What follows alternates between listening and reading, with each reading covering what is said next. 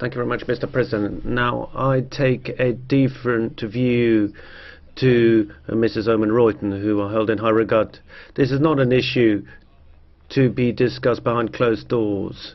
I think there have been so many developments, particularly in recent months and years, that it is right and proper for us to have a discussion on Turkey and the Kurds. That's the only way to make progress. Who would have imagined that the Ankara government would have ended up talking to somebody that it deemed to be a non-person? Every day in southeast Turkey,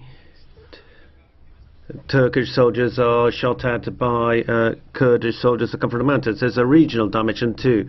Northern Iraq has been mentioned by the Commissioner. Then there's the situation in Syria. So the overall situation, and if you take it into account the murders in Paris, all of this makes you have to ask, what do we do about Turkey and the Kurds?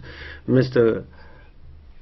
Obil's made good points about the question of language, the courts, education. He's right about that, but there's a massive repression campaign at one and the same time against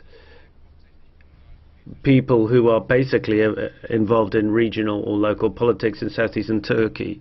So I think this debate in the European Parliament may be the beginning to address the question of Turkey and the Kurds openly.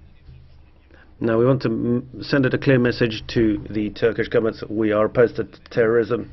It is not acceptable for any government in the world if their soldiers or policemen are shot at and killed. We encourage continued dialogue.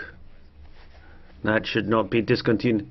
But the wave of repression must stop, and the Turkish government must also take account of the regional dimension. The southeast Turkey is not isolated to the Kurds. They must distance themselves from the terrorists.